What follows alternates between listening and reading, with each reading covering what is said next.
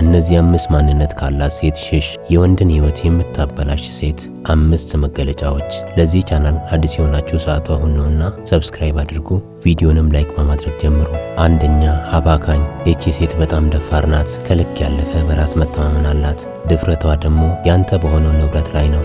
ገንዘብህን በሆነ አሳማኝ በሚመስል መንገድ ትቀበላለች። ነገር ግን የተቀበለችን ገንዘብ አንድ ቀን እንኳን አታውለውም። የት እንዳስገባችሁ ሳታውቀው ታጠፋዋለች። መልሰ እንኳን እንዳትጠይቃት ቀድማ አሳማኝ በሆነ ምክንያት ተቀብለሃለች። እናም እንደ ድንገት ገንዘቡን የታረክሽው ምን አደረግሽበት ብለ ስትጠይቃት የሆነ ምክንያት ፈጥራ አፍን ትዘጋዋለች። ደግሞም ብዙም ሳትቆይ በሌላ ምክንያት ገንዘብ ትቀበላለች። ወዲያውኑ ደግሞ ታጠፋዋለች። በምትኩ ደግሞ በውበቷና በአካሏ ፍቅር ታስርሃለች። ከእርሷ ሱስ እንዲይዝ ታደርጋለች። በጣም ወጣ ያሉ የፍቅር ጨዋታዎችን ታለማምድሃለች። አእምሮህንም በዚህ ትዘጋዋለች። ገንዘብ ባልሰጣት ጊዜ ደግሞ አጠገቧ እንዳትደርስ ታደርግሃለች። ከሰውነቷም ከስሜቷም ታርቀሃለች። አንተ ደግሞ ይህ እንዳይሆን ስለምትፈልግ በጠየቀች ጊዜ ሁሉ ሳታንገራገር ገንዘብህን ትሰጣታለህ። ባይኖርህ እንኳን ኬትም አፈላልገህ ትሰጣታለህ። በዚህ አይነት መንገድ ባዶህን እስክትቀር ድረስ ትበዘብዛለች። እንደዚህ አይነት ሴቶች ከፍተኛ የሆነ በራስ መተማመን አላቸው። እንዴት ወንዱን ማሳመን እንዳለባቸው በደንብ ያውቁበታል። ገንዘብ ዝም ብለው አይቀበሉህም። በምትኩ አንተን የሚያስሩበት የሆነ የራሳቸው የሆነ ወጥመድ አላቸው። ድሜ እንዳልኩ ከሰውነቷ እና ከስሜቷ ጋር እስረኛ ታደርግሃለች። ከሌላ ሴት የማታገኘውን ነገር ትሰጣለች። የተለየ ልምምድ ውስጥ ታስገባሃለች። በምትኩ ደግሞ ገንዘብን ትቀበላለች። ምንም ነገር አምነ ብትሰጣት ታባክነዋለች፣ ታጠፋዋለች። ከእርሷ ጋር ኪሳራ እንጂ ትርፍን አታስበውም። ምክንያቱም ካንተ ጋር የመኖር ፍላጎት የላትም። በነገ ህይወቷ ውስጥ አንተ ቦታ የለህም። የዚህች አይነት ሴት ቶሎ ብላ ከህይወት አትወጣም። ያለህን ነገር እስክትጨርስ ድረስ ትበዘብዛለች። ምንም ያህል ብትወዳትም ከዚህ ሴት ራቅ። ሁለተኛ ውሸታም ሴት። ውሸታም ሴት ምን አይነት ናት የሚለውን እንመልከት። ውሸታም ሴት አንድን ነገር ስትጠይቃት በጣም ትቆጣለች። የጠየቃት ጥያቄ እኮ የሚያስቆጣ አይደለም። ነገር ግን ውሸቷ እንዳይታወቅ ስትል ነገሩን በቁጣ ስሜት ትሸፍነዋለች። አንተም ላለመጨቃጨቅ ብለህ ዝም ትላታለህ። ሁሌም ቢሆን በዚህ መንገድ ጥፋቶቿን በመሸፈን ቀስ በቀስ ህይወትን ትጫወትበታለች። ይቺ ሴት ከእርሷ ጋር የተገናኘ ጥያቄ በጠየቃት ቁጥር በጣም ትናደዳለች፣ ወይም ጉዳዩን ኮስተር በማለት ትቀይረዋለች። የውሸታም ሴት መገለጫዎች እነዚህ ናቸው። የአይን እይታ መሸሽ። ስለ አንድ ጉዳይ እያወራችሁ ሳለ በቀጥታ አይንህን መመልከት አትችልም።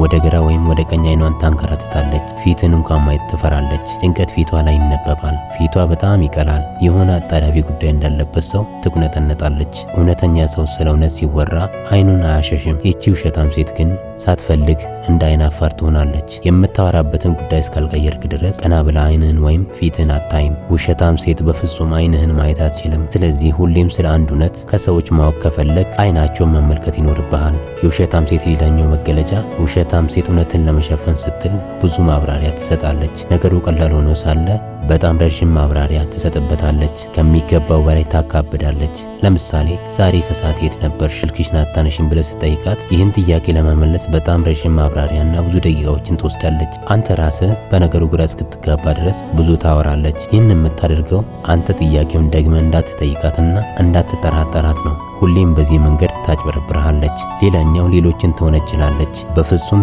ለስህተቷ ኃላፊነትን አትወስድም። ይህን ያደረግኩት እገሌ እንዲያርጎኝ ነው፣ ጓደኞቼ ያሳስተውኝ ነው፣ እኔ ሳልፈልግ እህቴ እንደዚህ ያደርጋብኝ ነው፣ ጥፋቱ የኔ አይደለም፣ ሳላውቅ ነው ጓደኞቼ ያሳሳቱኝ ትላለች። ይህቺ ሴት ትላልቅ ወንጀል እንኳን ብትሰራ በአንተ ላይ ራሱን ማሳባባ አይቀርም። አንተንም ልትወነጅልህ ትችላለች። ይህቺ ሴት በጣም አደገኛ ናት። በአንተ ስም ትላልቅ ወንጀሎችን ለመስራት ድፍረትም ይኖራታል። ስለዚህ በጣም ፍራት። ድንገት ህይወትህን ባዶ ታደርገዋለች። እንደገና አመንዝራ ናት። ይቺ ሴት ደግሞ መጀመሪያ የቤተ ክርስቲያን ሴት ትመስላለች። ነገር ግን ኋላ ላይ ተአምር እስኪመስል ድረስ ወንድ አታላማሽ መሆኗን ትረዳለህ። ይህም ሆኖ ግን በፍጹም ይህ ባህሪ እንዳለባት አታምንም። ከአንተ ጋር በምታደርገው ወሲብ እንኳን ደስተኛ አይደለችም። በአይኗ ወንዶችን ትሰልላለች።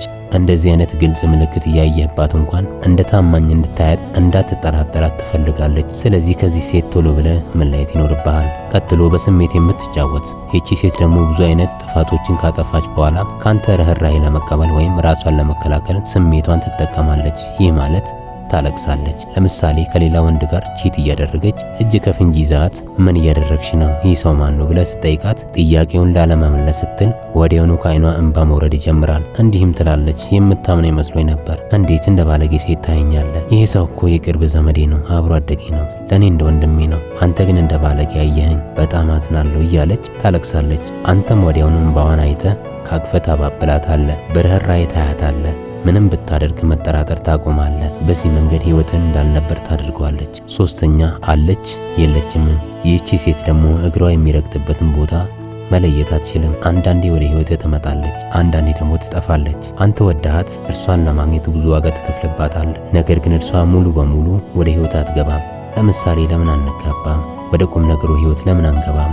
በጋራ መኖር ብንጀምር፣ ልጆች ብንወልድ ብለ ሁሌም ትጠይቃታለህ። የእርሷ መልስ ግን እኔ እኮ በጣም እወድሃለሁ፣ ከአንተ ውጭ የማስበው ሰው የለም፣ አንተ የዘላለሜ ነህ፣ ሚስትህና የልጆች እናት መሆን እፈልጋለሁ፣ ነገር ግን አሁን ላይ ዝግጁ አይደለሁም፣ ትንሽ ጊዜ ያስፈልገኛል ትልሃለች። ይህን ስታደርግ ደግሞ ሁሉንም ነገር ካንተ ጋር ታደርጋለች፣ ነገር ግን ትጠነቀቃለች። ካንተ ጋር ብዙም መታየት አትፈልግም። ግንኙነታቸውን ሰው እንዲያውቅ አትፈልግም። ሌላው ቀርቶ ካንተ ጋር ሆና ለምትለብሰው ልብስ እንኳን አትጠነቀቅም። ሌሎች ሰዎችን ለማግኘት ስትወጣ ግን ሌላ ሴት እስክትመስል ድረስ በጣም ትዘንጣለች። አንተ እንዳትተዋት እንደምትወድህና ካንተ ጋር የመኖር ህልም እንዳላት ትነግርሃለች። በተግባሯ ግን የተሻለ ቀንና የተሻለ ሰውን እንደምትጠብቅ ምልክቶችን ታያለህ። ከዚህ የተነሳ ግራ መጋባት ውስጥ ትገባለህ። እውነትም ደግሞ እቺ ሴት የተሻለ ሰው እየጠበቀች መሆኑን እርግጠኛ መሆን አለብህ። አንተ መጠባበቂያዋ ነህ። ትክክለኛ የምትለው ሰው ወደ ህይወቷ በመጣላት በሚገርም ተአምር ትቀየርብሃለች። ይህ እስካልሆነ ድረስ ከህይወት አትወጣም፣ ባታቆየኝ ሰው ታደርግሃለች። ስለዚህ አንተ ቀድመህ መንገድህን ቀይር፣ አለዚያ ቀሪ ዕድሜህን በቁጭትና በስብራት ታሳልፋለህ። ይቺ የዕድሜና የደስታ ነቀዝ ናት። አራተኛ ገንዘብ አምላኳ ነው። የዚህ ዘመን ሴቶች አብዛኞቹ የገንዘብ ፍቅር እንጂ ሰው ፍቅር የላቸውም። ገንዘብ የሚገኝበት ይሁን እንጂ የትም ይገባሉ። ነፍሴን አትንካት እንጂ ስጋዬን እንደፈለክ አድርገው ብለው ገንዘብ ላላቸው ወንዶች ራሳቸውን የሸጡ ሴቶች ምድሪቱን የሞሉ ናቸው። እያንዳንዳቸው ትንፋሻቸው ውስጥ ኦክሲጅን ሳይሆን ገንዘብ የሚተነፍሱ፣ ገንዘብ የሌለውን ሰው ደግሞ እንደ ኃጢአተኛ የሚያዩ፣ የራሳቸው የሆነ ነገር የሌላቸው፣ ዕውቀት የሌላቸው፣ ንጽህና የሌላቸው፣ የተሻለ ውበትና ስብዕና የሌላቸው፣ የሴትነት ክብር የሌላቸው፣ ሰውነታቸውን ቁጥራቸው የማይታወቁ ወንዶች የተፈራረቁበት፣ ምንም አይነት ገቢ ወይም ገንዘብ የሌላቸው፣ ሴትነታቸውን ብቻ እየሸጡ የሚኖሩ ናቸው። እነዚህ ሴቶች ሁሌም ትኩረታቸው የሚታይ ነገር ነው። አብራ ቁጭ ብላ መኪና ውስጥ ከነ ልጆቹና ከነ ሚስቱ የተቀመጠውን ወንድ የምታይ ናት። ካንተ የተሻለ ነዋ ያላቸው ወንዶች ላይ የምታፈጥ፣ ሁሌም ገንዘብ ስታወጣ የማታዝንልህ፣ ገንዘብ በሌለ ጊዜ እንኳን ልታገኝ የማትፈልግ፣ ልክ የሆነ ነገር ስታገኝ ደግሞ በተለያዩ ወጪዎች ገንዘብን የምታስጨርስ፣ ካንተ የሆነ ነገር ስትፈልግ ከሌላ ሴት ባል ወይም ጓደኛ ጋር የምታወዳደረ። ለምሳሌ የጓደኛዬ ባል እኮ አዲስ ፋሽን ልብስና አሁን የመጣውን ስልክ ገዛላት አይገርምም አይነት ጥያቄዎች ነሳባለች። እያንዳንዱ እቅዷ የምታገኘውን ገንዘብ እሷ ላይ እንድታባክን የምታደርግ ሴት። ይህቺ ሴት አጋጣሚ ገንዘብ ያለውን ወንድ ስታገኝ አታውቅህም። መቼም ቢሆን ካንተ ጋር የመሆን ፍላጎት እንደማይኖራት እወቅ።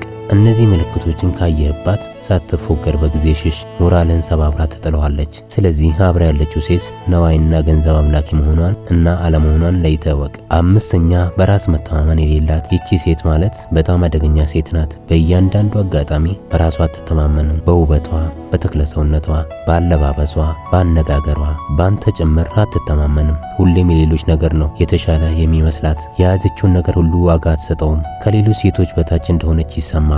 ከዚህ የተነሳ ቅናቷም አያኖርህም። ምክንያቱም ምንም ስታደርግ ትሸማቀቃለች። የተሻለ ነገር ቢኖራት ራሱ ሁሌም የሌሎች ነገር ነው የሚያምራት። በራስ መተማመን የሌላት ሴት መቼም ቢሆን ጤናማ ህይወት አትሰጥህም። በጭንቀት ውስጥ እንድትኖር ታደርግሃለች። አንተም በራስ መተማመንን እንድትጠራጠር ታደርግሃለች።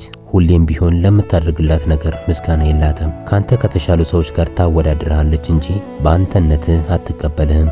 በራስ መተማመን የሌላት ሴት በግንኙነት ውስጥ መግባት የለባትም። ምክንያቱም ግንኙነት የወንዱንም የሴቷንም በራስ መተማመንን ይጠይቃልና። ስለዚህ በራስ መተማመን የሌላት ሴት፣ በራሷ ነገር የምትሸማቀቅ፣ ራሷን መቀበል የሚቸግራት ሴት በፍጹም ለፍቅር ግንኙነት አትሆንም። አንተንም ታሸማቅቃለች። የተረጋጋ ህይወት እንዳትኖር ታደርግሃለች። እስካሁን ስለተከታተላችሁኝ አመሰግናለሁ። በድጋሚ ለዚህ ቻናል አዲስ የሆናችሁ ሰዓቱ አሁን ነውና ሰብስክራይብ አድርጉ፣ ቪዲዮንም ላይክ አድርጉ።